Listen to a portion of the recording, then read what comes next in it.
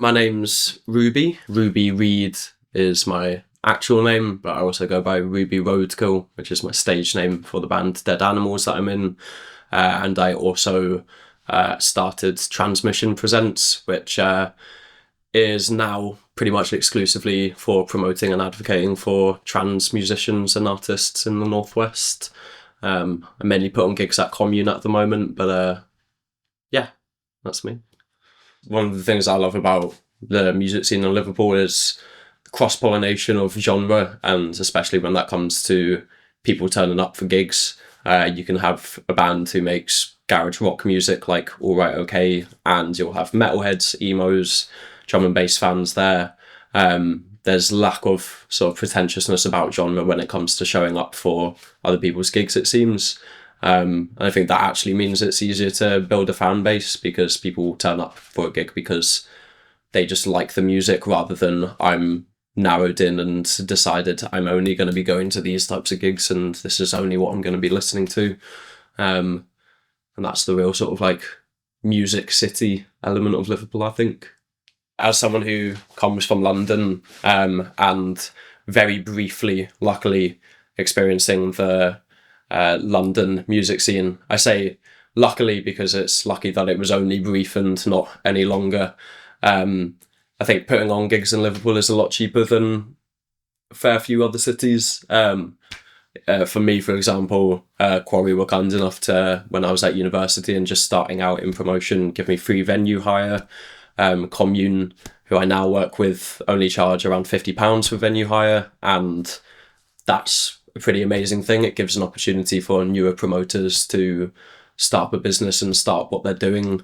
And yeah, it shouldn't break the bank to start getting into putting on a scene and creating community, I suppose. Yeah, there's some pretty amazing opportunities and startups that I see all the time in Liverpool. The one I saw literally 2 days ago or so was the Queer Core scheme by Homotopia.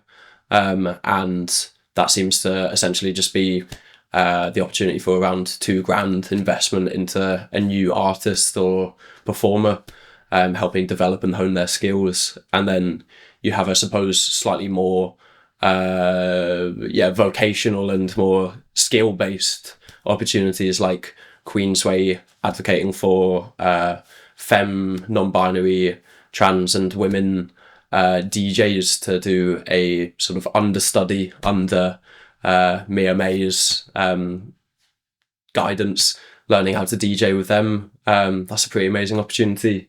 And things like that seem to be popping up all over Liverpool. You don't have to look too hard for it. It seems to be all over the place, which is very nice. There's been quite a lot more trans and queer events popping up recently. It might be one of those things of like where you see something or you own something and then you start seeing it everywhere else. So it's probably because I've started putting on gigs for trans people myself that I've started seeing a lot more socials, like things like socials for dolls, for trans and non-binary femme people. There's also a lot more dyke events like Dykology, run by the same person who does Paraphysicist Cinema, Holly. That's great for not just being a social for dykes, but the fact that it's a very much like inclusive, easy to access. It's free. The last one we had was literally just in the Lisbon pub. And we're seeing a lot more of those types of things. A lot more sober curious things as well, I think, like socials that don't involve necessarily just around drinking culture. And yeah, there's a lot more of that starting to pop up at the moment that I'm noticing. Pay to play culture. I don't necessarily see as much these days of literally having to pay money to get on the lineup. And if that is something that you experience or see, call it out and do not do it. Do not feed into it. But in the same vein, there's similar to that culture by extension, like you only get paid the amount of tickets that you sell. That's something that I see quite a lot and I've experienced a lot. And if you're starting up as a band and you haven't gone to, for example, LIPA, LMA, and you don't have this pre-established network of everyone on your course coming up to support the gig, then you're not going to sell any tickets, you're not going to make any money. and how you're meant to start building a fan base and bringing people to these shows if you don't have the opportunity to get paid for it in the first place. It's de-incentivizing people to do it. It's making it harder to actually survive whilst doing gigging and that sort of thing. And I think, yeah, there's like a slight culture of turn up for who you're interested in seeing and then leaving. So gig etiquette, that's like another big thing I think really needs to be improved on, is that people will turn up to see their mate's band and then leave immediately after, which is not only just rude, but it like creates a less inclusive community-based gig environment, and it stops the venue from getting paid as much. So if you're turning up for a couple of drinks and then leaving, you're not sticking around in the venue, you're not supporting it, and what's the point in going to a gig in the first place if you're not going to be creating community, you know? I think there should be more of a responsibility on promoters to make sure you know how old the people you're promoting are. So if they're under 18, that could be okay with the venue and it might be all right to put them on, but you have to be aware of the fact that those people's fans and friends probably aren't going to be of drinking age, and that's going to cost the venue. And being aware of that, it may not affect you as a promoter because you're still making ticket sales, but just having that kind of foresight to make sure that the venue's still making profit and doing all you can to work together, essentially.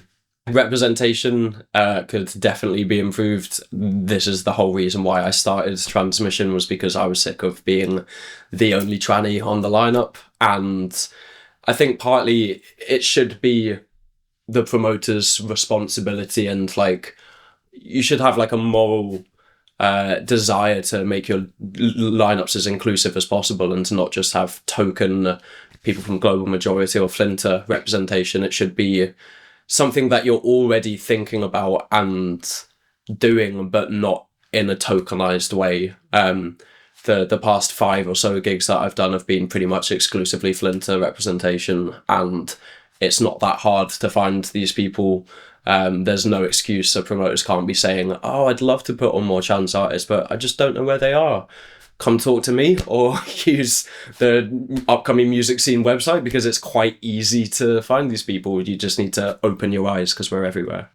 As well as gig etiquette when it comes to spamming and messaging people promoting your show. Like, nobody's going to want to come to your show if like you don't think, if you're sending it without actually thinking this person might want to come to it, you're just mass sending it out to loads of people. That's not targeted or specified. So why would I think, oh, they actually think I'd enjoy this, like maybe I will come?